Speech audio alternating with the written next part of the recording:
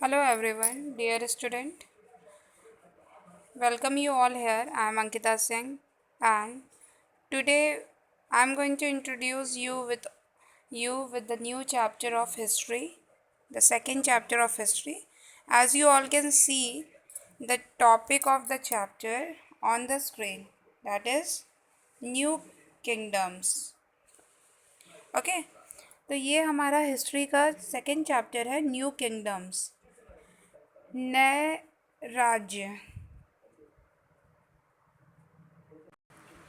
इस चैप्टर में हम पढ़ेंगे, क्योंकि हम एंशंट हिस्ट्री की बात कर रहे हैं। एंशंट हिस्ट्री के समय मतलब कि जो सबसे पुरानी इतिहास था, पुराने इतिहास के समय पे कौन कौन से न्यू राज्य इमर्ज हुए थे, कौन कौन से शासक इमर्ज हुए थे, उनके बारे में हम लोग पढ़ेंगे कि इंडिया में कौन कौन से राज्य और कौन कौन से शासक इमर्ज हुए थे, हम ये देखेंगे। तो ये चैप्टर स्टूडेंट स्टार्ट करते हैं, इसको अच्छे से सुनिएगा। हिस्ट्री क्या होती है? एक तरह से स्टोरी होती है। हमने फर्स्ट चैप्टर में पढ़ा हिस्ट्री होती क्या है। पुराने समय पे जो इवेंट्स होते हैं, घटना होती है, जो हो चुकी घटना होती है, उसके बारे में जो जानकारी होती है वो हिस्ट्री सब्जेक्ट से हमें मिलती है। तो यहाँ पे भी एक स्टोरी है, न्यू किंगडम्स कौन कौन से इमर्ज हुए हैं, उनके ऊपर कौन कौन से शासक आए हैं, कौन से शासक कहाँ राज्य किए हैं, उन सब के बारे में हम इस चैप्टर में पढ़ेंगे। तो इसको अच्छे से समझेंगे तो आपको ये चैप्टर भी समझ में आ जाएगा बहुत ईजिली। सो डियर स्टूडेंट, ये बात है एंशिएंट टाइम पीरियड की। हिस्ट्री में ये जो एंशिएंट टाइम पीरियड था उसकी बात हो रही है कि उस समय कैसा यहाँ पे इंडिया में क्या डिवीज़न था। मतलब कि जो किंगडम्स थे वो 700 से 1200 एडी के बीच में कैसा राज्य था, कैसे राजधानी थी, क्या कौन कौन से शासक थे, उनकी बात की जाएगी। तो यहाँ पे हर्षवर्धन एक किंग था, ठीक है। हर्षवर्धन के डेथ के बाद वो हिंदू एम्परर था, राजा था, हिंदू शासक। उसकी डेथ के बाद ये पूरा का पूरा उसका राज्य जो था वो अलग अलग, उसका पूरा एम्पायर जो था इंडिया में, जहाँ जहाँ उसका एम्पायर था वो छोटे छोटे टुकड़ों में बट गया था, छोटे छोटे स्टेट्स, छोटे छोटे किंगडम्स में बट गया था। और उस समय उसके शासनकाल में बहुत सारे ऐसे चीफ वॉरियर्स थे। वॉरियर मतलब योद्धा, एक महान वॉरियर्स जो थे, उन सबको समंताज कहते थे। समंताज उनका नाम, मतलब उनको कहा जाता था, जो मतलब बड़े बड़े वॉरियर्स थे उस टाइम पीरियड में, जो किंग्स के रूल में जो योद्धा माने जाते थे उसके शासनकाल में। मतलब किंग्स के शासनकाल में जो भी योद्धा थे, जो युद्ध करते थे, ताकतवर जो सेना के नायक थे, उनको कहते थे समंताज। तो ये पूरा का पूरा जो हर्षवर्धन का जो जितना भी एम्पायर था वो छोटे छोटे टुकड़ों में बट गया था। तो हम लोग ये देखेंगे कि ये टुकड़े अलग अलग हिस्सों में थे इनके, और उसके बाद उसके डेथ के बाद किस किस ने उन हिस्सों को कैप्चर किया, और वो किन किन अलग अलग डायनेस्टीज़ के अंडर वो सारे एम्पायर्स, जो डिवाइडेड एम्पायर्स थे, वो सब किस किस डायनेस्टी के अंदर रूल किए गए हैं।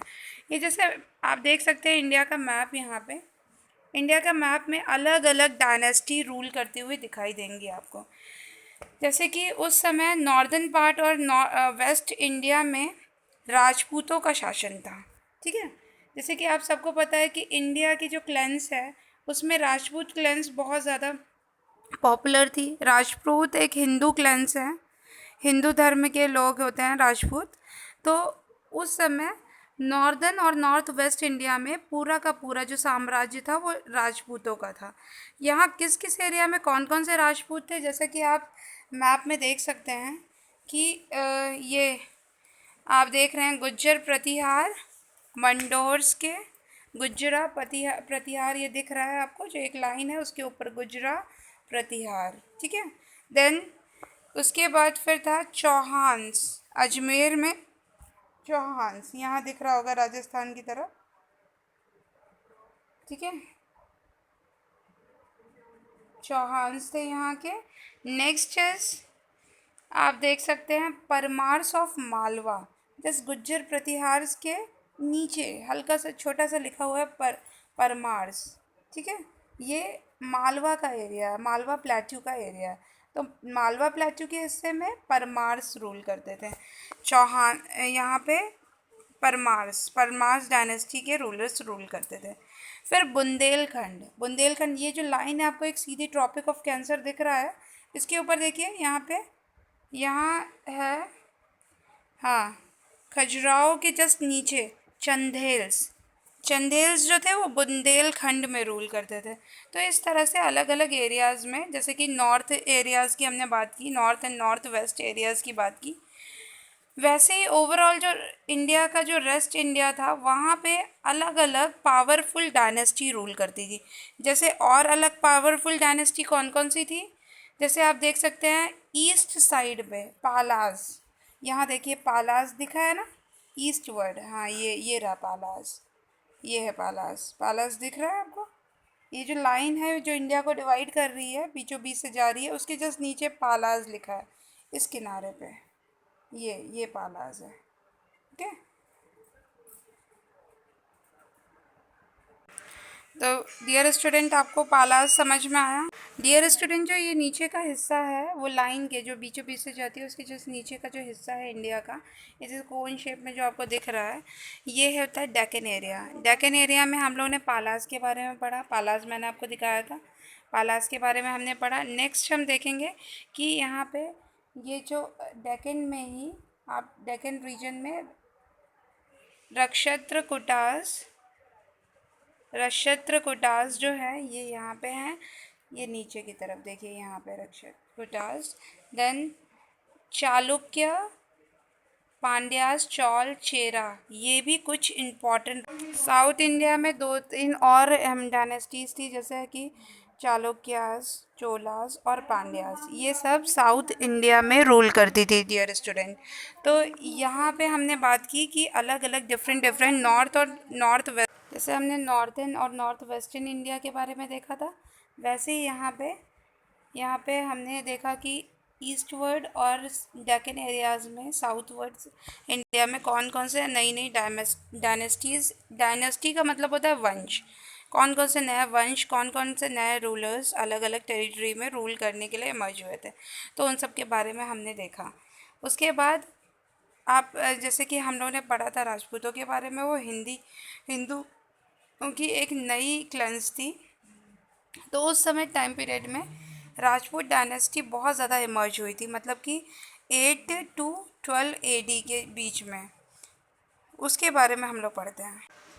ऐसा अभी जैसे हम लोगों ने पढ़ा कि नॉर्थ और नॉर्थ वेस्टर्न और ओवरऑल इंडिया में अलग अलग टेरिटरीज़ और अलग अलग डायनेस्टी इमर्ज हुई थी उस टाइम पीरियड में। फिर हम देखेंगे कि emergence of the new dynasty, new dynasty में हमने देखा कि राजपूत जो थे वो 8 to 12 AD के बीच में बहुत ज़्यादा इमर्ज हुए थे हमारी कंट्री में। ठीक है, राजपूत डायनेस्टी हिंदू डायनेस्टी का ही पार्ट है। ठीक है, हिंदू डायनेस्टी, हिंदू ही राजपूत कहलाते थे।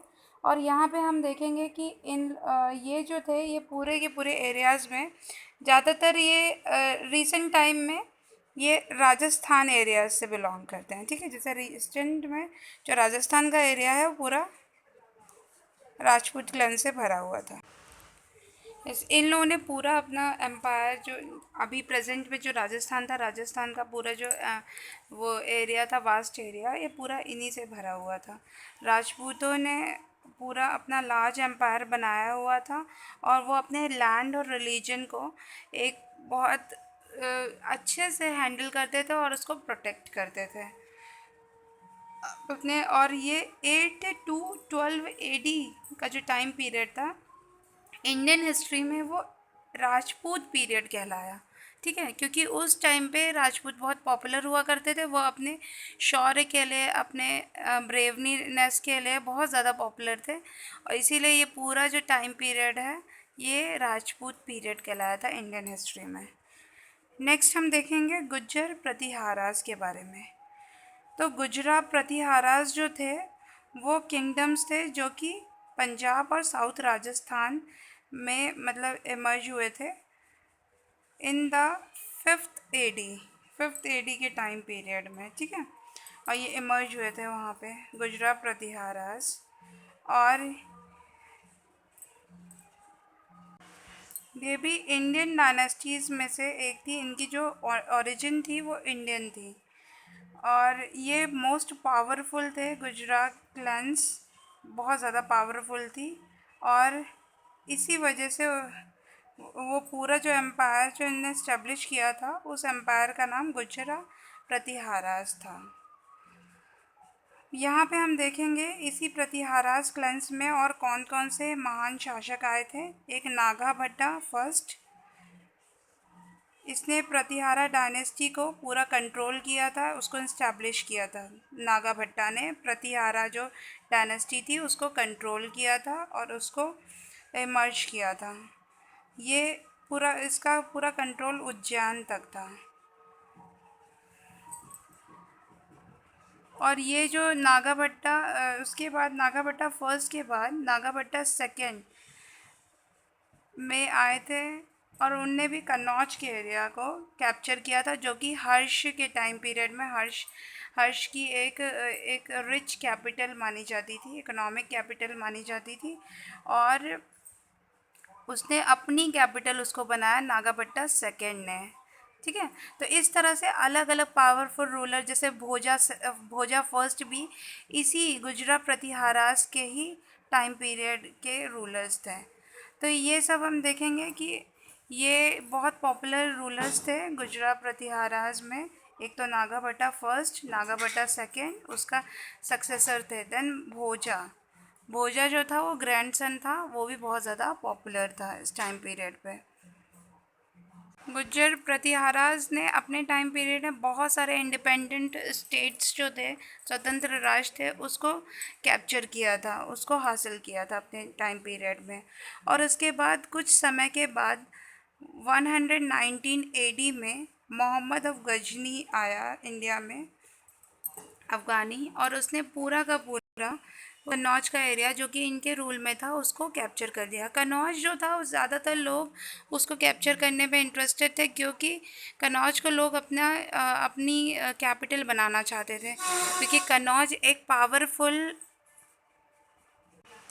पावरफुल एरिया था जो कि पूरा वाटर से सराउंडेड था। और वाटर एक रिसोर्स रिच सोर्स है जिसको हर ह्यूमन की ज़रूरत है, वाटर।